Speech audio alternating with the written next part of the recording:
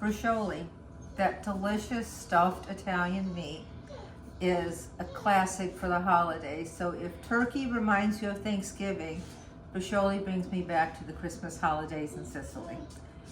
I'm going to show you the recipe of what we use, which is going to be very, very traditional. So I'm going to make, I have 10 Bracioles, and you'll see that I'm using one piece of meat for each one of them, so everybody will get an individual one.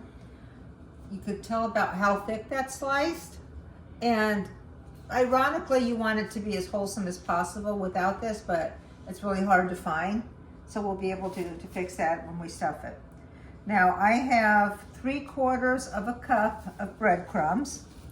These are fresh breadcrumbs, so I use French bread, any type of good bread that you have, a hearty bread. Don't do sourdough or anything too sweet, just a regular hearty bread. I go through the blender on these or food processor and make my own breadcrumbs. So 3/4 of a cup of breadcrumb for each individual Braciole. Then I have, this is 3 cups of shredded mozzarella. I have a little over 1 cup of shredded Parmesan. Cameraman says he doesn't like cheese, but half the time he doesn't know what he's eating. It's just good, so he'll enjoy it, which is my husband. 1 cup of raisins. Raisins are optional. About 3/4 of a cup of pine nuts. Again, these are optional, but Sicily, lots of raisins, lots of pine nuts. So a lot of Southern Italian or Sicilian dishes, you're going to see those ingredients in there.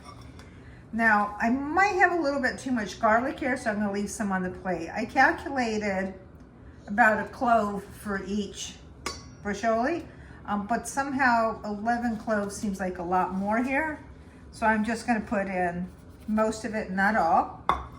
Then we're going to add some black pepper. You don't need to add salt because the cheese is going to be quite a bit of the salt in it. And you can absolutely try the breading to taste, so that's what you like. Olive oil, I might need to add a little bit more. I'm starting with a little bit over a 1/2 cup. And I'm going to go chop a good head of parsley and put in some parsley as well. And then show you what this looks like when it's mixed, and we'll go over how to roll those, tie them up with the proper string, and then cook them in sauce. Okay, I ended up adding all the garlic into the stuffing. It just felt like it needed a little bit more, and some more pepper, and I actually ended up going closer to about 1 cup of olive oil. And again, I taste it and I kind of season it to taste. So here's my string. We're gonna put it down. This is a very easy piece of meat to make because there's no fat or anything. It's not breaking up. So it's a good one to show you. We're gonna take the stuffing, and ironically, you're going to spread it a little bit. You're not just gonna put it in the middle, but you don't want it to go past a certain point because we don't want it to come out the edges. And it's okay to press down the stuffing as well, so like that. And I assure you, these are absolutely delicious. And then going to roll it. I can't wait to serve these to my guests tomorrow. They're just, again, for me, just such a traditional Sicilian meal.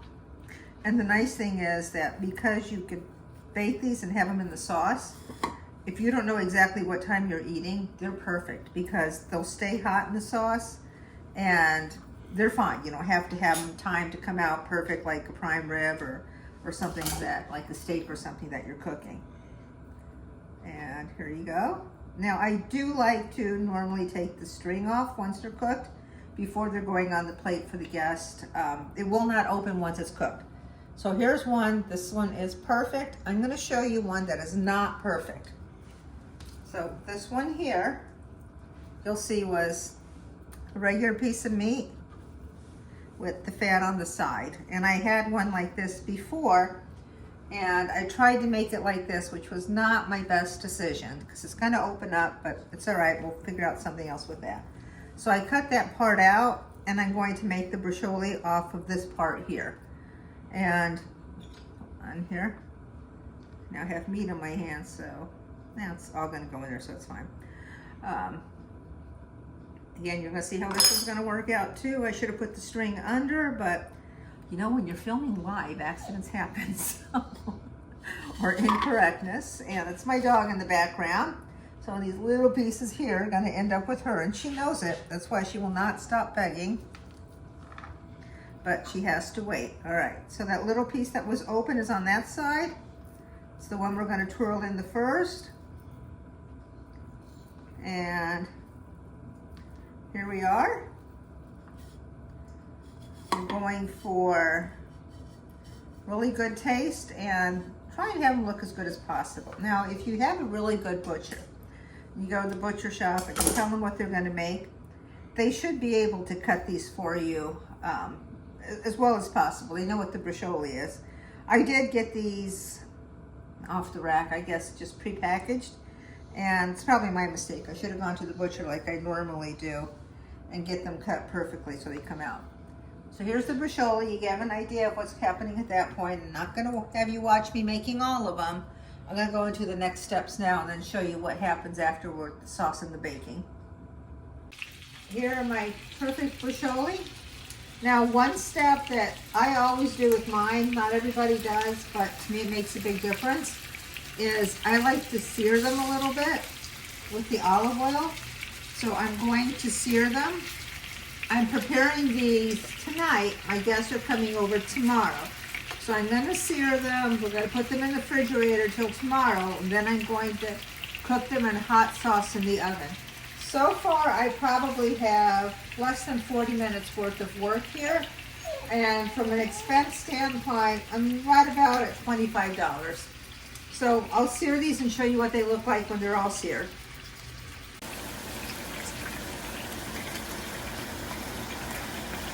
So there's more than 2 potatoes per piece of meat, a couple of reasons. One is, historically, potatoes will dissolve in the sauce. So I want to be sure that I have some of the dirt melting in. Green peas, now I'm going to tell you the potatoes and the green peas are optional. The meat obviously is not for the dish. I add them in because I like to have it as an entire dish, but it allows you to use the sauce for on top of pasta, and it's delicious. And you can put in more green peas, less, depending on how many you like. I know that seems like a lot, it's not really.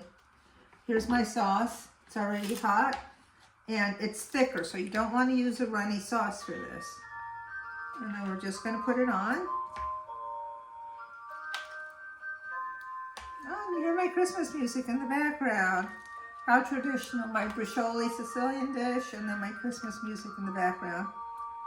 Oh, what memories. And if you have a choice, try and serve a Sicilian wine with this.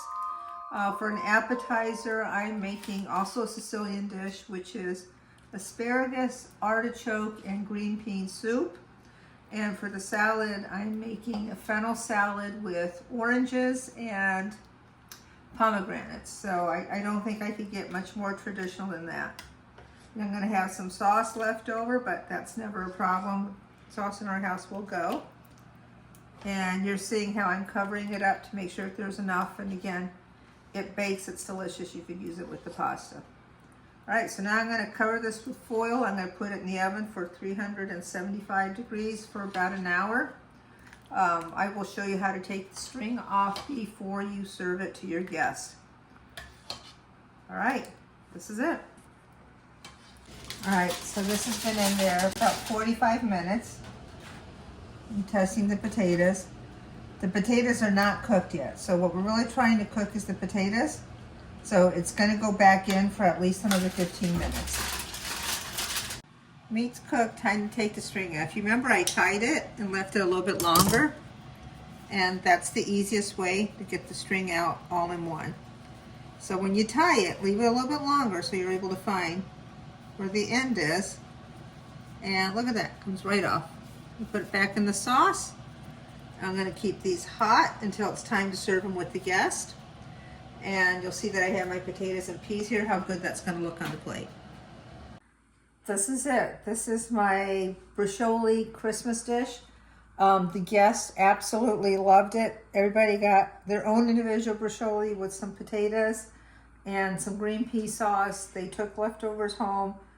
I absolutely loved it. It was worth every minute of work on it. Enjoy. Thank you for watching.